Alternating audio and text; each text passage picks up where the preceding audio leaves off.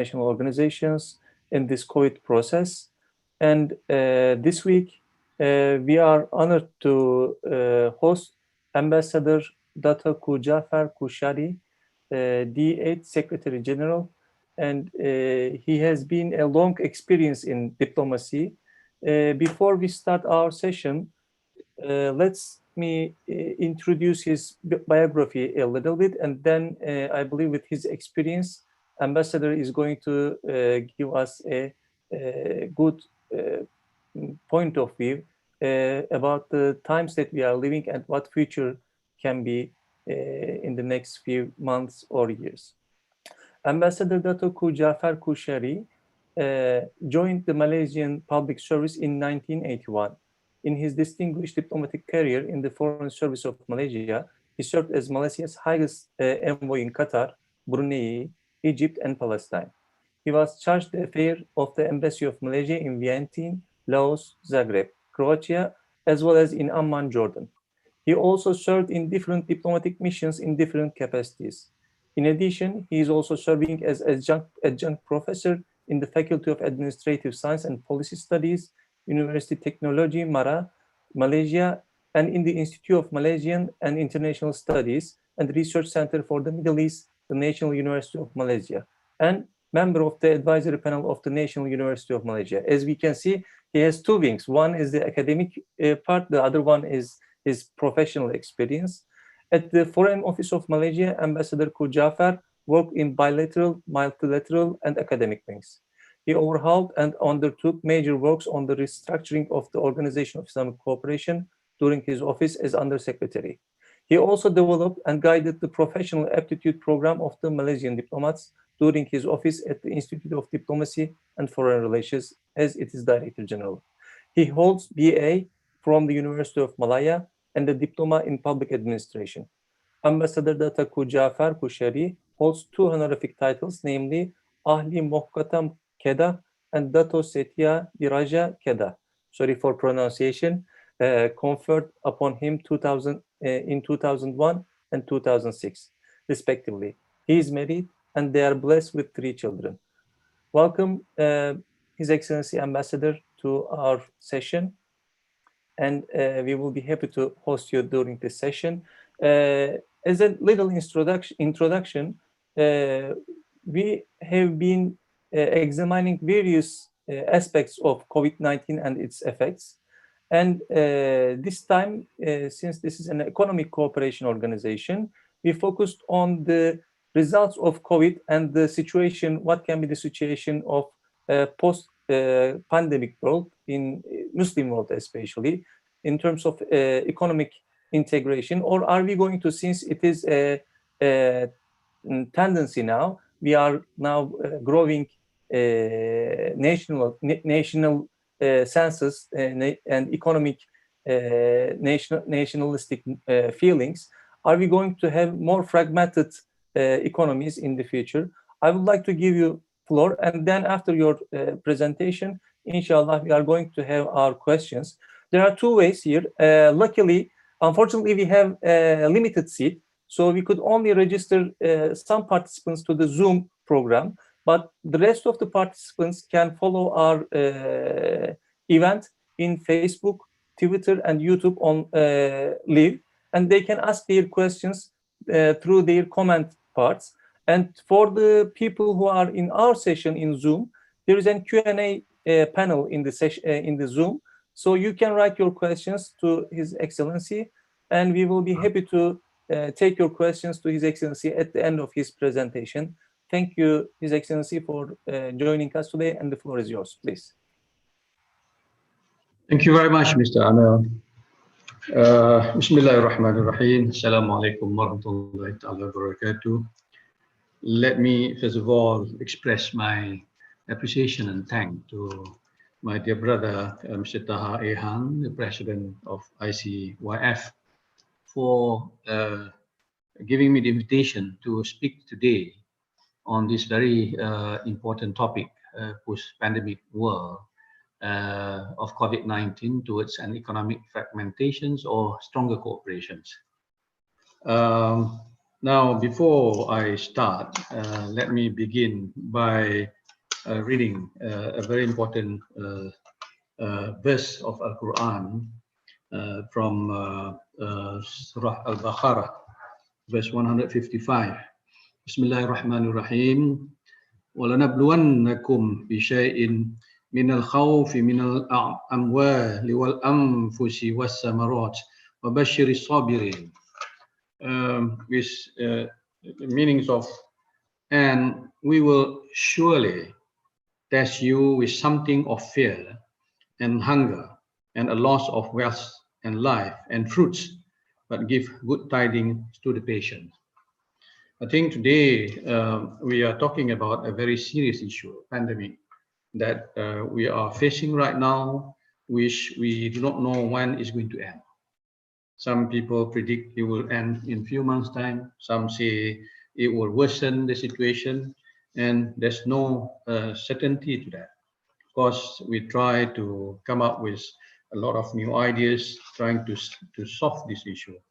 But it will lead to completely a new way of thinking, something that we call a new normal now. After many countries are taking a lockdown, some countries are taking it a bit, easily maybe, and it caused a lot of trouble and issues, and therefore it will lead to a question whether it will break us or we will be together stronger. Now, I want to share with you a story of a brain. If you can put up, that brain, which is quite interesting in the way I look at it and how it's going to happen as a post-pandemic world, and the role to be played by many important people and sectors in particular. Can you put the here? This tale of three brains. I'd like to share a story with you. This is just a fiction, story which I make up when I was the Director General of the Institute of Diplomacy. When we teach diplomacy, and the brain always been used to explain how one has to play the diplomacy. Either you want to take a hard diplomacy or you want to have a soft diplomacy. Now, there was a story once upon a time in one country, a very huge country, very powerful country, very strong country, and they are very powerful. In fact, they don't need anybody else to support them. And one day, the leader of the country was about to die, and he was in coma. So he has a comatose brain. But the people love him so much, and they think that he shouldn't die, and he should continue to lead. And therefore, the council then sat together and make a decision. Why don't we go and look for a new brain, so that we can replace this comatose brain with a new brain, so our leader can continue to lead us, to a greater height for this very powerful country. And of course, this country has a lot of enemies. They dictate terms sometimes. They bully other countries, smaller countries, poor countries, and so on. Therefore, they have to embark on a journey to find the brain. So they decided so, and the government had appointed an envoy, a team of envoy. So they started a journey. They go everywhere, and they couldn't find a brain, a good brain, to replace that brain. Then suddenly they realized that only this kind of a thing can be found only in their neighboring country that they used to torture, that they used to bully for being very poor. And this country happened to be very poor, and they do not have much of resources and income. And then they have to also rely on selling organs of man and animals and so on to survive the economy. So they are like having hunger and starvation and so on. And they have no choice, although they're a bit war between the two countries, but they have no choice. They have to ask this country to help them. And they come, then they decided to send an envoy. The envoy came to this country, and met with the government. They say, can you show us, where we can find a good brain so that we can buy it and use it for our leader. And then the government of this poor country decided, okay, we will take you to some shop and you can look for yourself and see what kind of brain that you want. And so they went to a shop, and then they asked, give us, a real good brain. So there are many bottles, big bottle where they contain brains. And the shopkeeper says, okay, I've got this brain. So tell me, what kind of a condition of brain that you want. And so she showed one brain that looks so damaged, very ruined, damaged, broken there and here. And then they say, well, no, we are not interested in this brain because it's so damaged. And they were shown another brain. The brain looks also damaged, but not as bad as the first one. So then they said, no, not this brain, certainly. And they look at the third brain, and the shopkeeper will say, if you want a very fresh, intact brain, so we have the third brain. And so they were shown that. And they were looking at it, okay, then they said, we have to make a choice, and we find this brain, the fresh one, is a very good one. So maybe we'll buy this brain. Then they ask how much this brain will cost. And the shopkeeper says, if you are to buy the first brain, that will cost you millions of dollars. And they say, why so expensive? Then the second brain will cost you like, 500,000 maybe dollars. And the third brain, that is no price at all. It's free. If you can take it, you can take it free. And these people were wondering, actually, why this very damaged brain is so expensive. And so they were asking, why this brain is very expensive? This brain is so expensive because it is a good brain. You want a good brain, so it is expensive. And it belonged to someone who saved life. So he has to think 24 hours a day to save people's life. And that's why it was so expensive. And the second brain also is equally, important because they also save life. And the third brain, well, they don't really, use it. So it's not that important. That's why it remains intact. And they ask this question. Then if it is the case, the first brain, you guys guess belong to whom then? They save man's life. And so that was a question. And the second one also, he asked, okay, it belongs to someone who saved life. Then you say, okay, if you ask a question, the first brain actually belonged to a doctor. And a doctor saves people's life. And sometimes they also sacrifice their life. This is exactly what is happening now, where the doctors are so important, very precious. That's why they are so expensive. They are so important. And the second one, they say this belongs to a lawyer. A lawyer also saves people's life, but some people make a joke, sometimes a lawyer confuses people with their words, but they save people's life. And guess, if someone can answer, Amir, can you answer me? Then the third brain belongs to who? If you know the answer. Okay, you don't know the answer. So the third brain, the shopkeeper then answered it. Look, the third brain belongs to you, stupid diplomat, who never use your brain.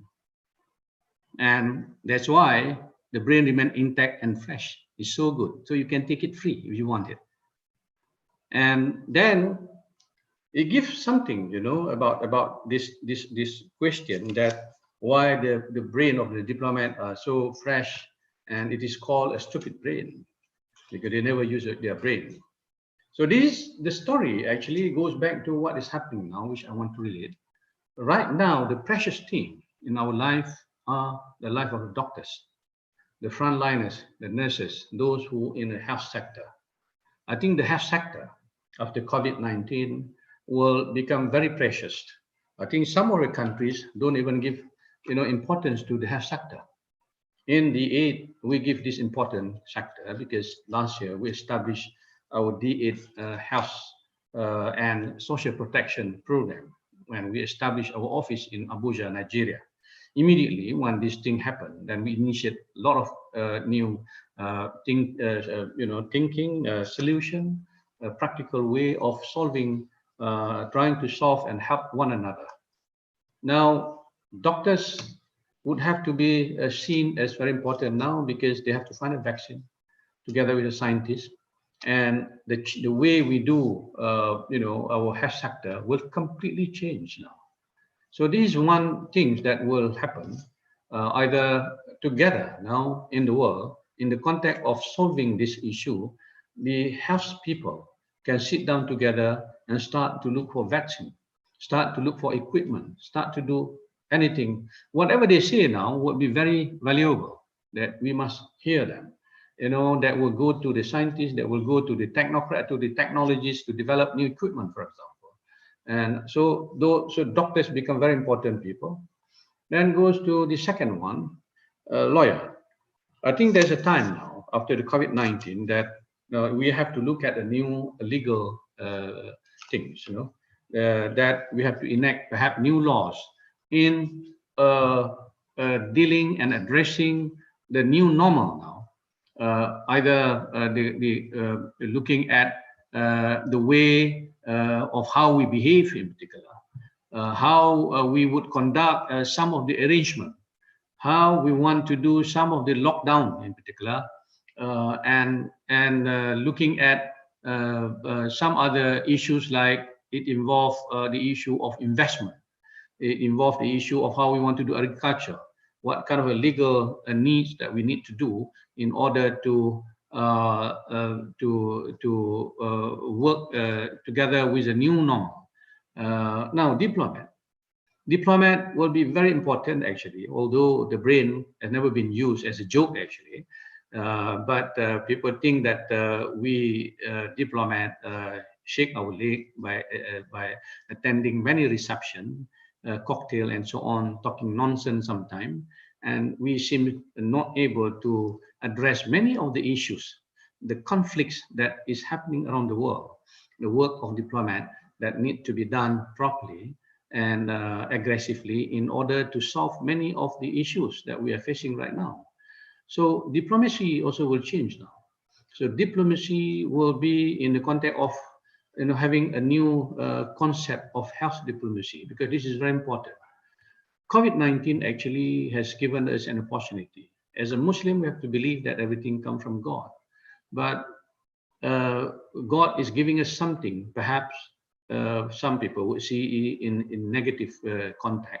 But God is giving us something also in positive context that is changing the behavior of us. Many of us are changing our behavior, the way we do things, the way we look at things, the way we produce things, the way we do our business together, the way we want to trade now also will change completely. This is not only an issue of an economic situation, economic problem. Certainly, it will lead to a lot of new things. It will lead to unemployment. It will lead to countries that used to be a middle income country now going even to a lower income country, for the fact that many middle class will be losing their job, will not be earning a good income, and maybe a developing world, and a poor country or less developed country, and sadly many in the Muslim world will suffer even more. We will be at the dictate of some of the big countries, certainly, and it will lead to perhaps malnutrition, will lead to starvation and hunger. So it will cause another problem, change of another problem that need to be addressed. And these are the role to be played by our diplomat, our economists. So, so I look at this issue not only in the context of, either we will be together or we will be breaking up, in dealing with it. I look at this issue as more of an issue of humanity, and this is important. So if you look at that, the globe need to change. Now we are dealing with a lot of conflict, and sadly again, the conflicts are happening many in our Muslim world.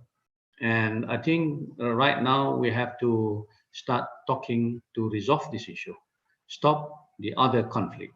Let us do things together and support one another so that we can fight one enemy called COVID-19. So it is an issue of humanity. So that's the way I look at it. Now, stop the trade war, because the trade war also will bring economic meltdown to certain countries, and we cannot continue to face this kind of a problem. Now, I will, since time is not really with us, I know I have a short time. Let me take it that in the context of D8, in my statement, I mentioned about, even 1, 2 countries are talking about isolating themselves to themselves alone, that they think that they can handle this issue alone. But this issue of humanity need to be addressed together. Everyone has got to be to come on board and address this issue. One cannot just do it. But at the same time, we go for stronger cooperation. But the way I look at it, people would need one another now to support. And this is the philosophy that we adopt at D8, that we must help one another, we must learn from one another, we must share our resources together. Therefore, we initiate a few things in order to support a member state. When I was small, I loved to watch this movie called Three Musketeers. Three Musketeers always come with this slogan, and the slogan say, "One for all and all for one." This is a slogan that I think we have to adopt right now. That everything we do, we have to do for all, and all must do for also one.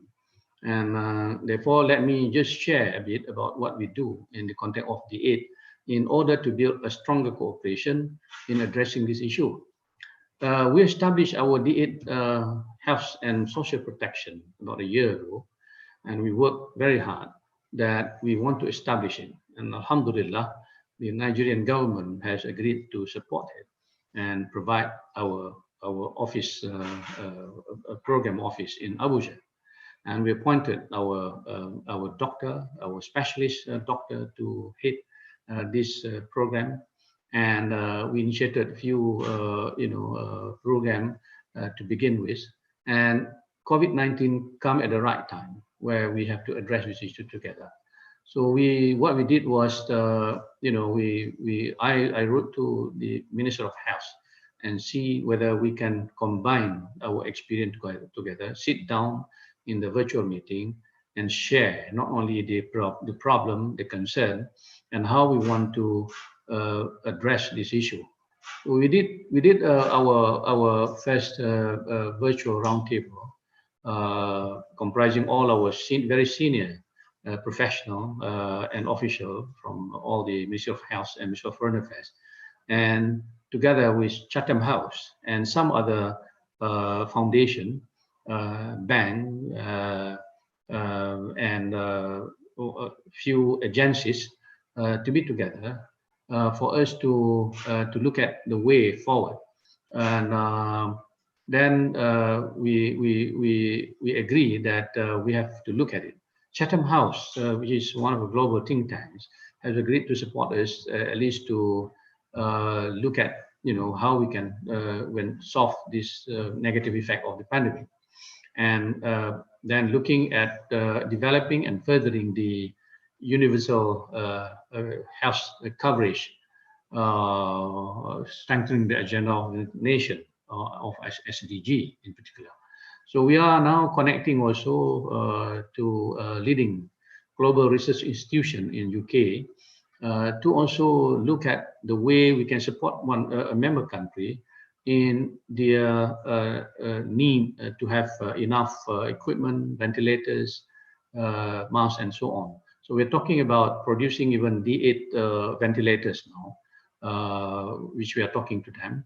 And we hope that we will get the approval soon. And Nigeria now is ready to become the manufacturing country to produce this ventilator. We also look at member countries helping one another through this roundtable. Turkey has extended its assistance to both Bangladesh and Nigeria. Then we are working with this Islamic World Science Citation Center based in Siraj, Iran, that has designed and launched our own COVID-19 visualizer map that gives us, the analysis, study, and the latest current figures of COVID issues. These are some of the things that we are doing, and we are now talking to relevant authority for us to have our roundtable meeting of our Minister of Health, where we will look at how not only to address this issue, but we are looking at the impact on the economy as we are talking right now. What will be the impact on the economy of the aid in particular? And at the same time, we are looking at the possibility of establishing a solidarity fund that we will source out to private sector, to many foundations, many good people in particular, that we need to have a special fund to support the member state in need in particular. So these are some of the new initiatives that we plan to do, and we plan to have a pledging conference, inshallah, of our stakeholders, and then we can have a virtual meeting soon. We plan to have it next month, inshallah, to address this issue. So to cut it short, I know I've taken the time now. As I say, we have to change the way we do things now. There will be new norm, the way we address it. The us in particular now is changing. I was listening to a TV report in Malaysia when they were showing a very interesting kind of situation. They were showing the river in Malaysia. The river used to be very muddy, with like a chocolate color. Within 3 months of lockdown in Malaysia, and the river turned blue. The vegetarian in particular now are growing nicely, and we will have a better sky now. People can breathe, better now. So that helped. As I said from the very beginning, when Allah sends this something to us, actually we have to also look at it from the positive point of view. We need to change. We need to change our mindset. We need to change the way we do things now, and in all sectors, including economy. Now, at the UN level, we are also working with the United Nations Cooperation on Trade and Development to have a continuation of our series of roundtable with UNCTAD, and we are going to have a second one soon. That we are going to talk about we are going to have a webinar. We want to talk about the international investment policy and the potential legal investor-state dispute that could emerge as a result of the pandemic. So we are now ready to talk to UNCTAD. They have already agreed. And so we'll try to address, again, the economic impact. So again, to answer the question, whether it will lead to fragmentations or, a better cooperation, I, for one, believe that we will have to do things together. It will bring us to a stronger cooperation, as it can be seen in our context, in our own organization in particular. Although some countries may now have a different idea, but I believe either they like it or not, later, then they would have to come on board and fight this COVID-19 together. So let me end my statement by quoting another verse of Al-Quran, since I start with the first verse. This is about how we have to address this issue. If we believe in God, then we have to be also conscious of what our religion asks us to do. I will read this. Bismillahir Rahmanir Rahim. ولا تفسدوا في الأرض بعد إصلاحها وادعوه خوفا وطمعا إن رحمة الله قريب من المحسنين. It's verse 56, Surah Al-A'raf, that says, and cause not corruption upon the earth after its reformation. Indeed, the mercy of Allah is near to the doers of good. So then I'll stop now and I will try to answer question. Thank you very much. Thank you, Ambassador, Secretary General Jaafar.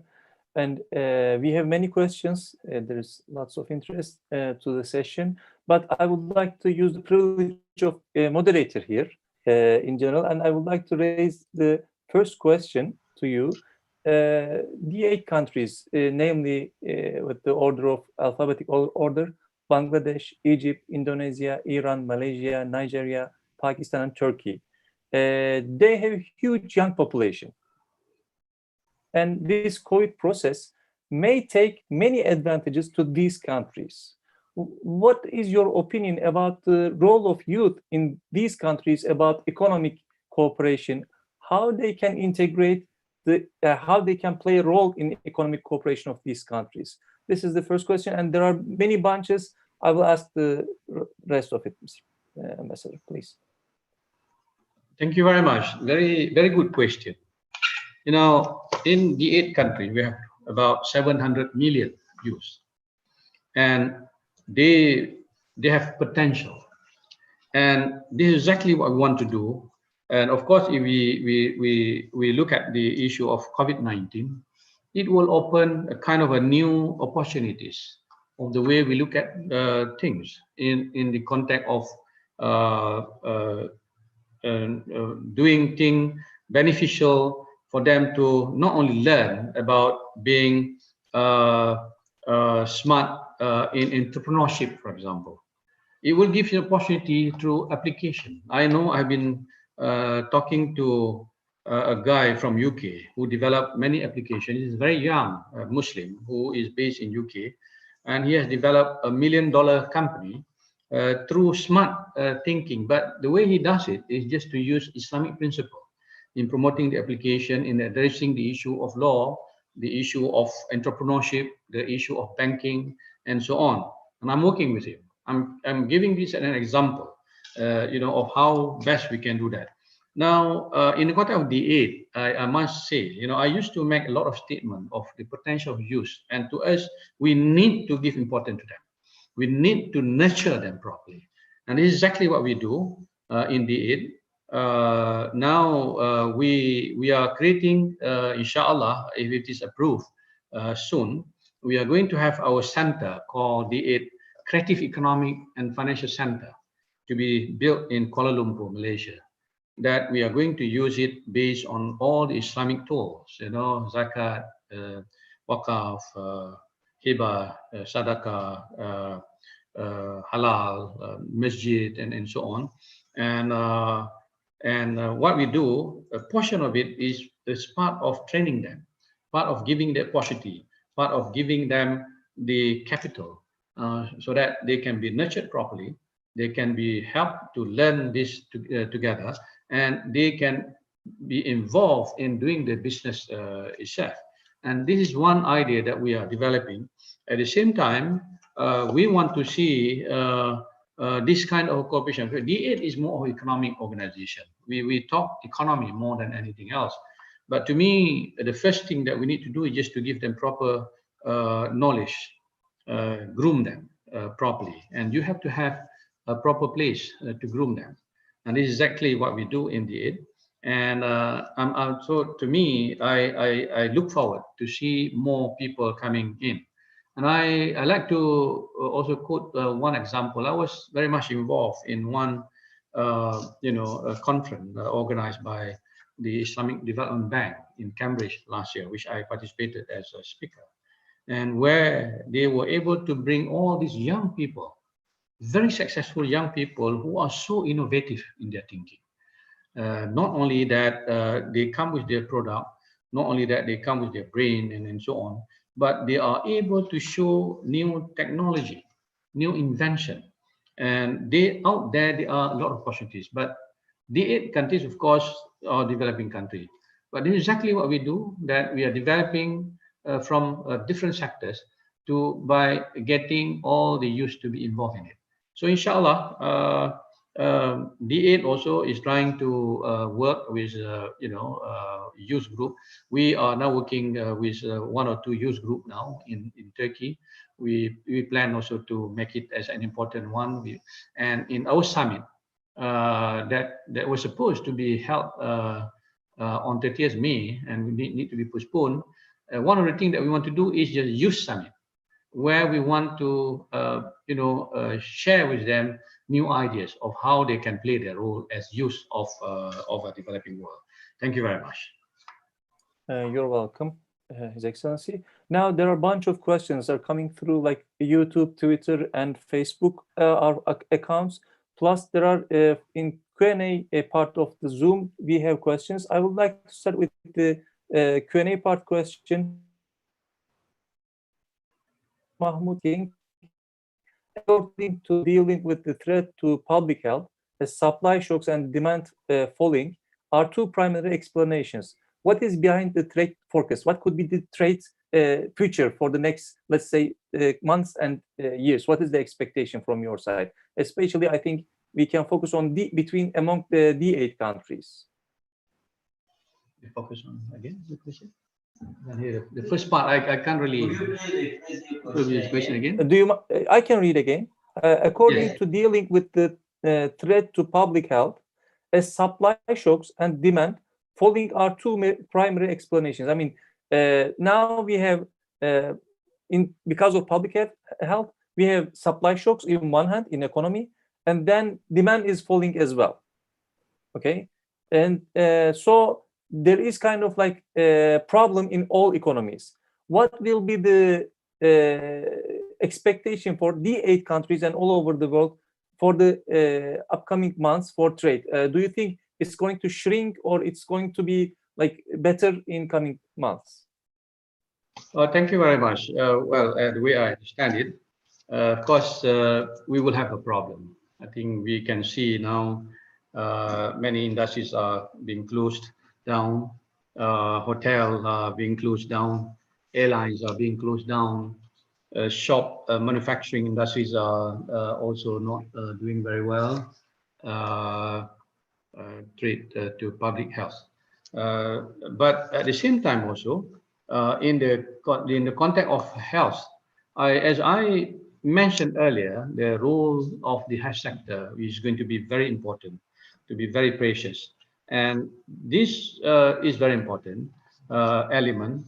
When we made a study before we established our D8 health and social protection, we had a study.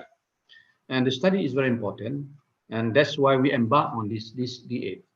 The study says that the Scandinavian countries, when they were developing their country at time, they give priority. Most important sector was to health.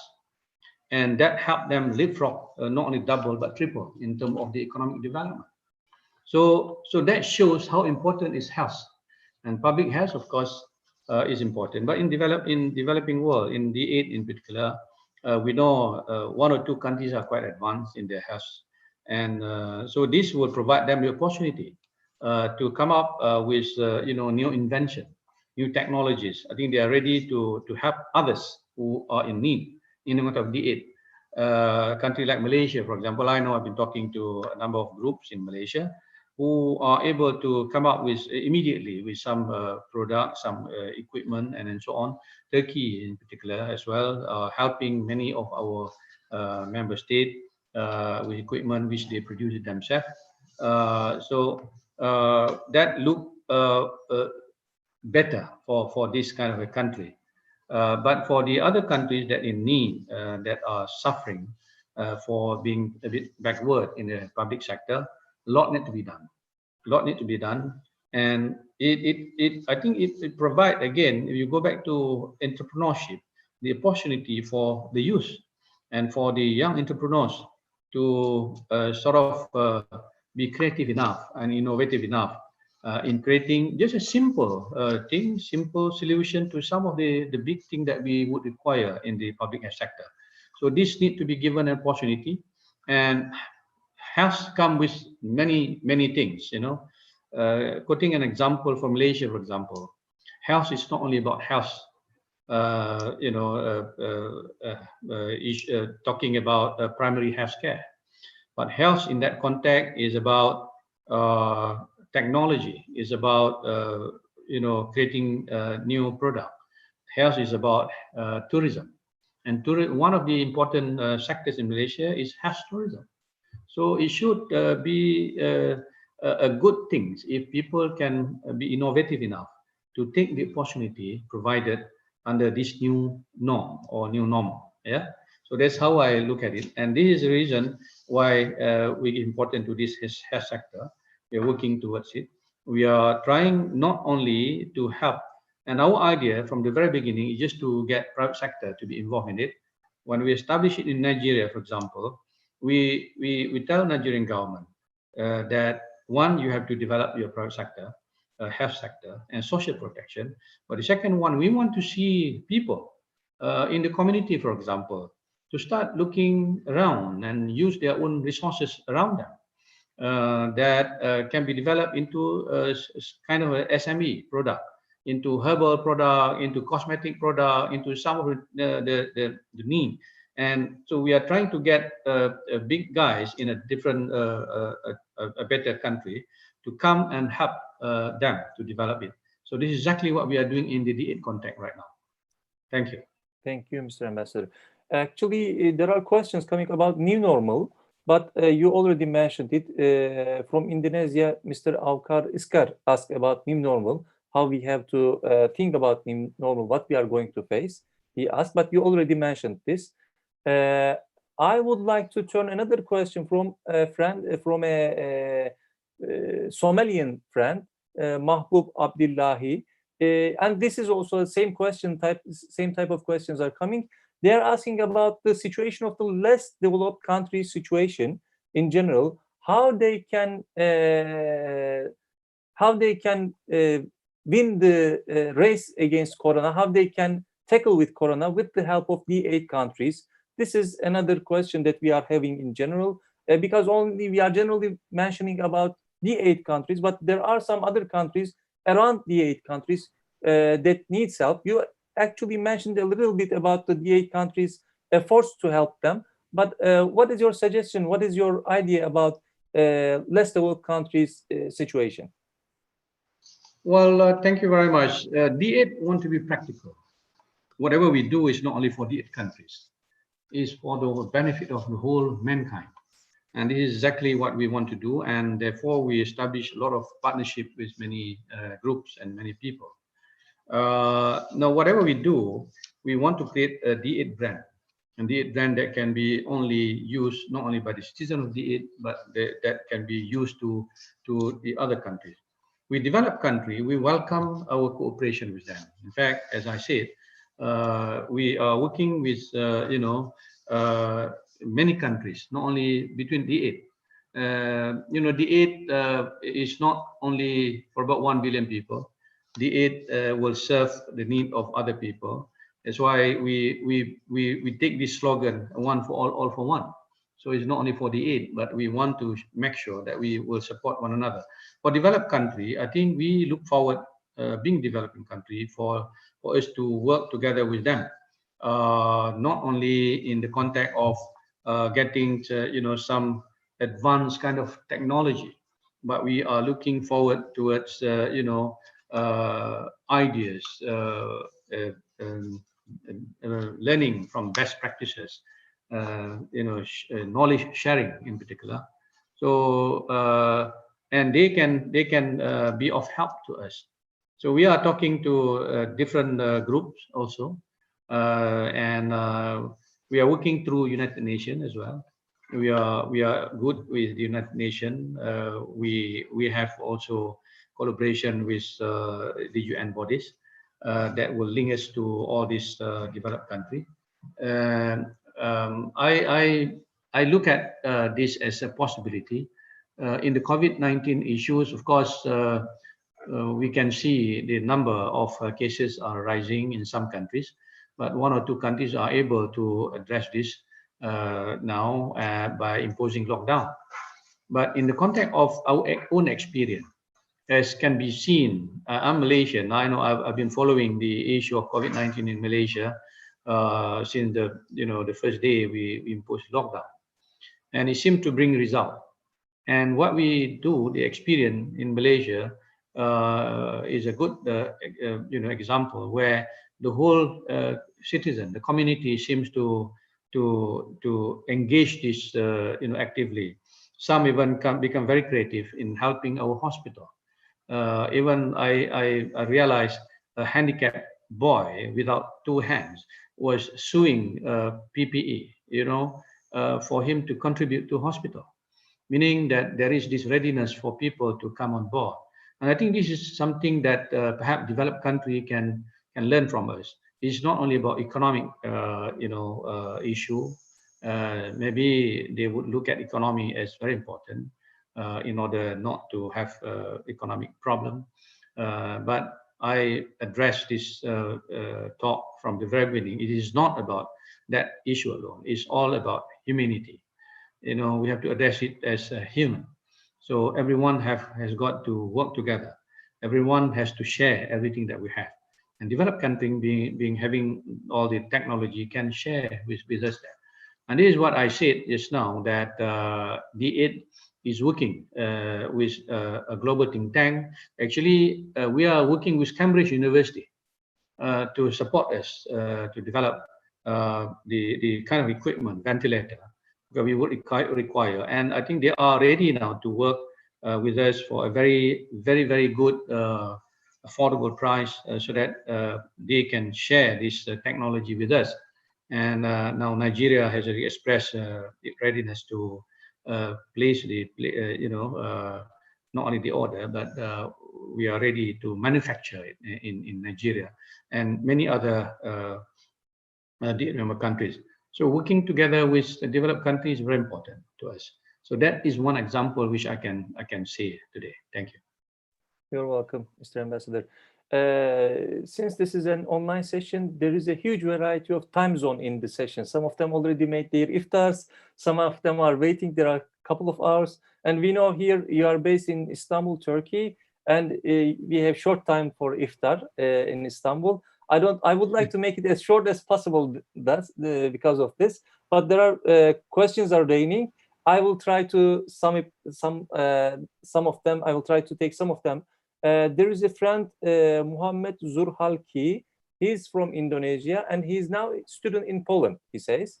His question is, what is the worst and best scenario that might be happen with our relation among Islamic countries related to the COVID-19? I mean, how can we describe the nature of the relations among the Muslim countries can change, or is it a good way or bad way after the COVID-19? This will be the question. Thank you. Welcome. Well, the 8 only represent 8 Muslim countries. Of course, OIC is doing something also, I believe. Now, there was a roundtable discussion among the foreign minister recently to see how we can work closely to address this issue. While I mentioned that this is a time for us to start looking seriously, so our politician and diplomat must play a very important role. We have only one war now, and the war should be fought together among Muslim countries. And I mentioned also the verse just now from Al-Araf, that if we do bad things, Allah will be angry with us, and Allah will only be pleased for those who are doing good things. This is a concept of ihsan. And ihsan, I think everybody in the Muslim world must be muhsinin. That ihsan, doing good thing is very important. So while we see our neighbor is having some issue, another neighbor should help. They should not go back to the story of the brain, as I share, where one country, a rich country, would bully another. It's not a time for us to bully and dictate. It is for us to share what we have together, helping one another. This is the principle that we learn as Muslim.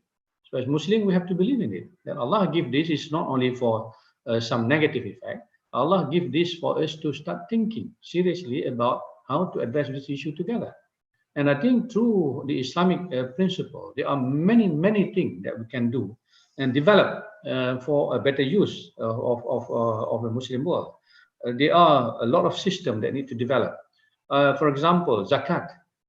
You know, zakat, I remember I participated in the World Zakat Conference. And before participating in it, for example, we made a study. And we made a study out of these 5 D8 member countries. What is interesting, zakat has been, given to us like 1,000 years ago, and until now we are still quarreling. We are not doing it properly. Maybe some countries are doing it better, but some not even are giving importance to that. So the study that we have, like big country, if you collect zakat alone by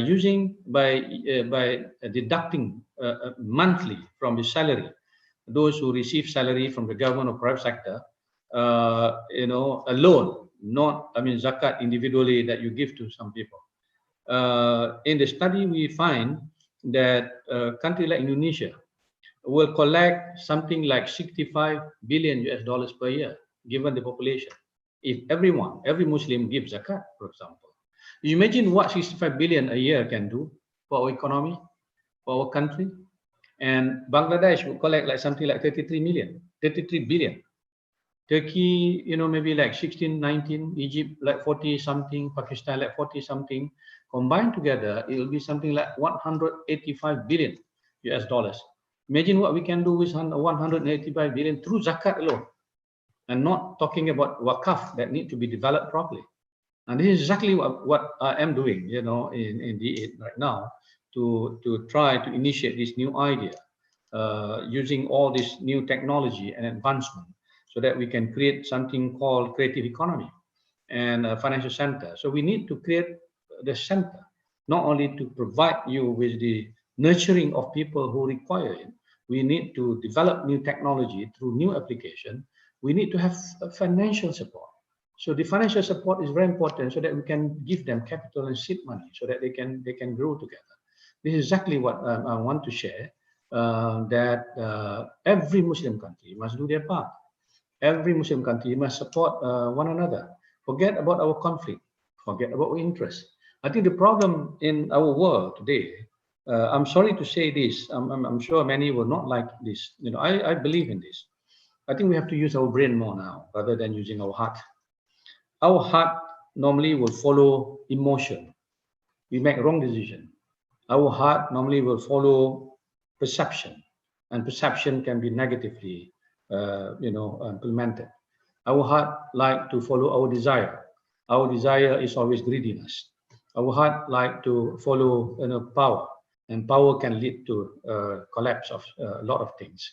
Our heart also will follow abuse when you have power. But let us go back to the truth. The truth and reality that we are facing in the Muslim world now is, sadly, is not really a good situation, but gloomy. In particular, now facing COVID-19 is going to be a gloomy picture. So let us now stand together, talk, and start doing something that will be beneficial to all our people, to our citizens, so that we can together address this issue. Thank you. You're welcome. You're welcome, Ambassador. Okay, we talk about the state level issues, economy, all these big topics, but there is one thing our young friends are asking. Redwanul Islam is asking, sir, what you will advise a young man to do in this COVID-19 pandemic situation? So individual level, since you have a huge experience, what is your personal advice to the individual young people in this situation? Yes. Well, this is, as I said, I look at it as from a positive point of view. Youth will be the next leaders. Youth will be the next, I would say, initiator. They will lead this world, and the new normal will give them a lot of opportunities. in the learning context, in the education context, knowledge context, building the new capacity and potential. You need to be able to compete, and you need to be very creative enough to take this opportunity now because of the new normal. The way we will behave will completely change. The way we will do our education will change. And education, I believe, now will perhaps doesn't need a classroom anymore. You can just learn from your home, and that will develop a better relation with your parents. Parents seem to ignore because we pass everything to the teachers. We ignore our role as a parent to nurture our children. I think now we can have that chance, and children who are creative enough can take this opportunity to be smart in developing this new idea of how we can create, a better relationship in the community, in the family, and in whatever. I believe in this. If you take this philosophy, which I believe strongly, I think that will help you to be able to address this new conflict. I believe, every month, every man, when he is born, when a period of growing up, then he always have a dream. And I know every one of you would have a dream, a use, because you are going to take over this world. But before taking over this world, you must have this in your mind. Number one, you would have a dream. You would have ambition that when you grow up, you want to be somebody who will be a leader, someone who have a leadership quality. You want to be a leader. You want to be a leader, then you will be a leader. So I built this concept of what I call a seven kopiah. A kopiah in the Malay word is our skull cap, or maybe hat or cap. So the first cap that you have to wear is a cap of a leader, want to be a leader.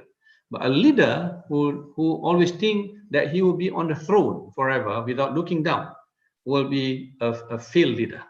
He doesn't know what's happening down there. He doesn't know. He entirely leave to people. He dictate people and everything as a leader. So through dictation, through instruction, through everything, you do nothing except to lead. That is wrong.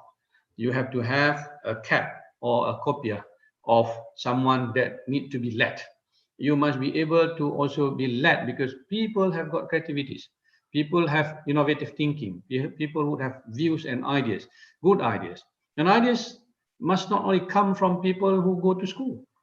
People who are not given opportunity because they are deprived of the opportunity would have some good ideas and pick up these ideas and become someone who need to be led, so that you have both a balance, that you want to be a leader, at the same time you must learn to be led. Now, the third kopiah is someone who always want to be a learned person, distinguished person, very knowledgeable person who would have many professorship, PhD and what so on. But the problem with people who only wear the caps of learned people, sometimes they think that they have everything. The knowledge that they have is everything that they have, and they won't share with people. They won't look at it, and they would just share it by talking, by maybe writing books, but not going into producing something as a learned people. And I believe as a learned people, for example, I used to quote this: an imam in Islam is someone who leads us. An imam who leads us, not necessarily just giving a sermon and khutbah, someone who just lead the prayer. But an imam being someone who is in amama, in front, must also lead, to make sure that his people, his people who follow him would do something good. So he has to lead by, for example, in a mosque.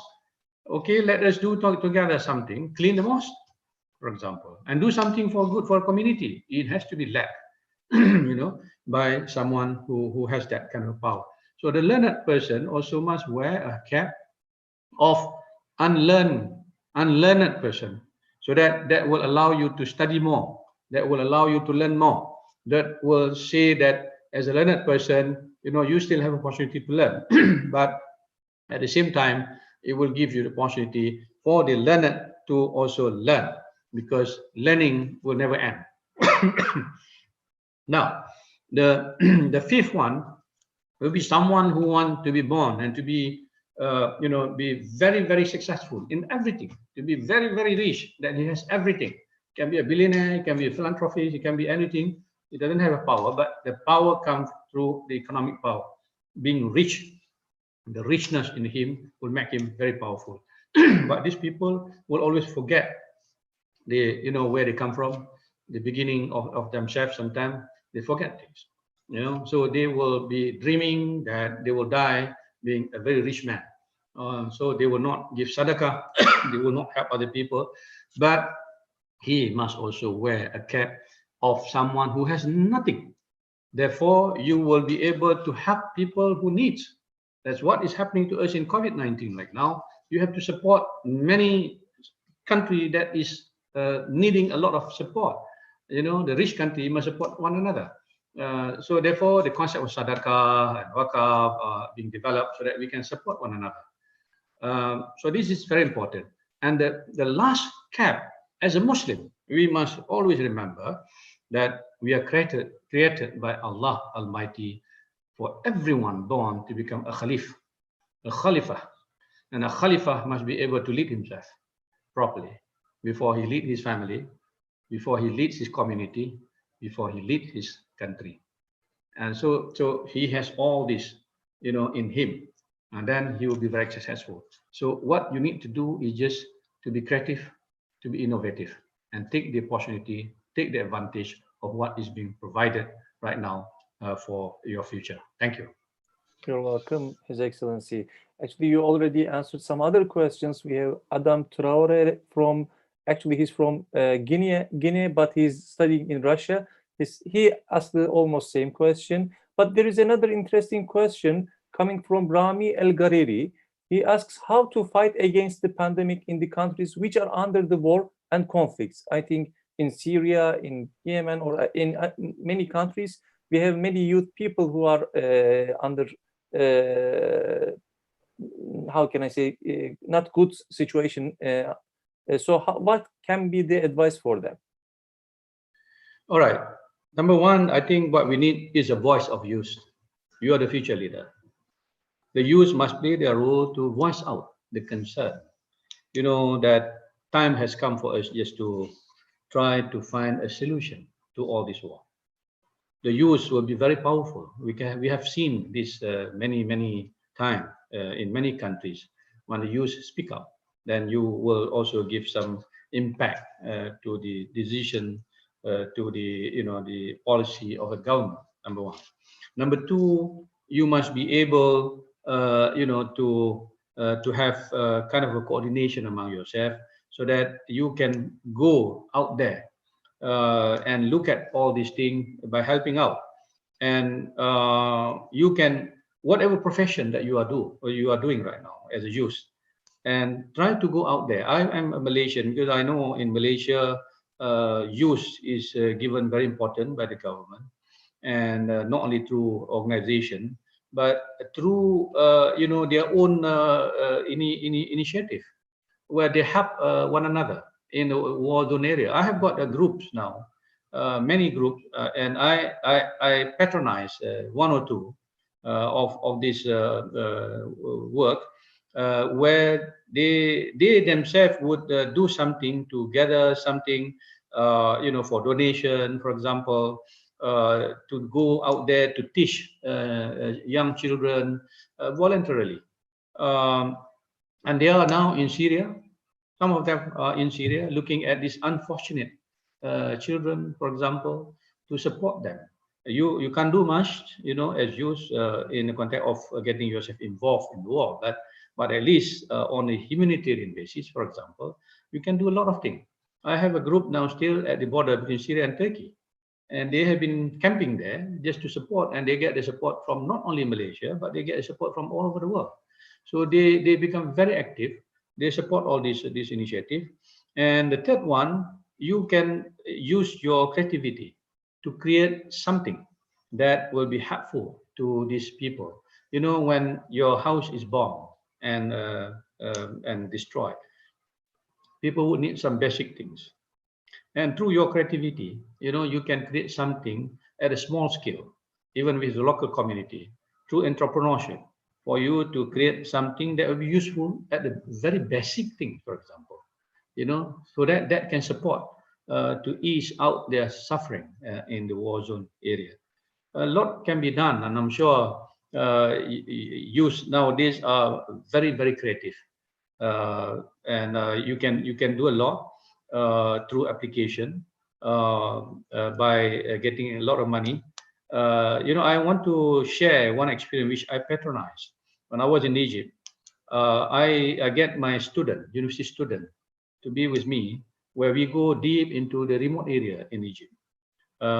We go and build school. We go and help them teach people to do even sewing.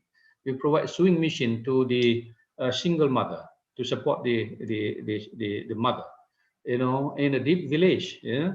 And these are done by the student. And not only that, they are learning to help, but they are helping. They will grow up to become very experienced one, because they are involved in all this work when they are still a student. I remember in Egypt, we did few projects. I share with you one project of youth, and one youth was involved in it. In Egypt at the time, and I know in Egypt we have some issues, of some area because of security issues. And to enter security issues was not an easy thing, but we managed to work with the government, and government was very supportive. They allow us to do it. So we built one house with the local people. We asked our doctors. These are a group of young doctors of Malaysia, and we collect money, and through a foundation. Then the student themselves go there and build it together with the local people. So we get the local people to build this building, one for the school for young age children to study Al Quran, and our students were teaching them English and some other lesson, and the other one, the upper part, was for swing. So we help them to get the people to come and train the local people how to do swing, and we even named the village famous honey to be the name of the product of handicraft, where we help to market them into supermarket and so on. And these are all done by students. And what we did to publicize this idea, so we have a young people from Malaysia who are quite, enterprising. They are quite rich, and they support by publicizing this idea by traveling on a motorcycle. One guy traveled on a motorcycle that took him for about 16,000 miles from a city called Iskandaria in Malaysia to Iskandaria in Egypt, where he traveled for 1 month on motorcycle alone. So he was given the publicity throughout his journey by Pakistan, by some other countries, in the TV. It was followed up.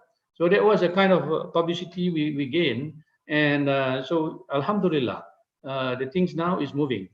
I have one organization called Yalla, and these are students also. I asked them to form it, and they are doctors. Now they are doctors in Malaysia, and they continue with this NGO while they establish it in Egypt. They continue in Malaysia, and now they do a lot of things. For example, they build library for children. They built a care home for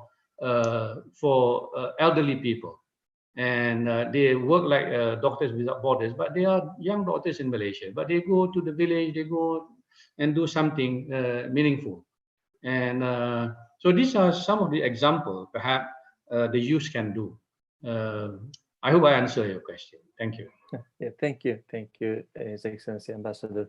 You have been with us more than 1 hour, but if you can just stay a little bit more, like we have 1 or 2 more questions. One question is coming from Mr. Jawad Jamil from Pakistan.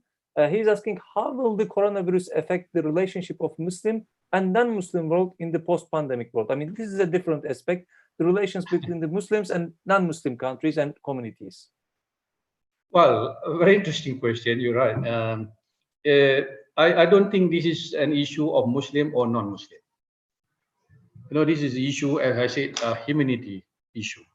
It affects almost everyone in the world. So either we are Muslim or non-Muslim country, we have to work together closely to address this issue. I think this is exactly what we need to do and what we have done. And the religious group must play their role as well, to help ease, the situation by talking to their people. A Muslim, cleric, for example, can talk to the Muslim people and teach them something that follow, the principle of Islam.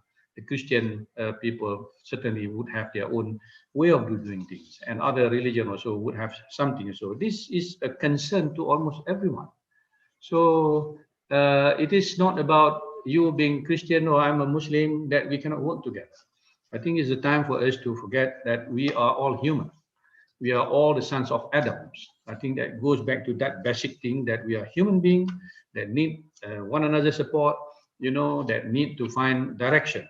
Whoever our God, and we believe in Allah, and they may believe in other things, but everybody believe in one God or in God. So they can go back to take the good things of all the religion, so that they can practice it with their community. And I think in the context of D8, this is not an issue because in D8 is not only Muslim. We have many other citizens of different religion. So thank you. You're welcome, Ambassador Jaafar, and thank you very much for joining us today. It was a very fruitful discussion session. I believe we will see you on the ground because we can, as far as we understand, you have many connection with the youth groups, and inshallah we will host you in our on-ground events as well, I believe. And I would like to again thank you, and for our participants and listeners from the social media. Inshallah, we would like to see them in our coming special edition talks as well. Please, Mr. Ambassador, thank you very much for joining us this evening, and hope to see you, inshallah, soon again.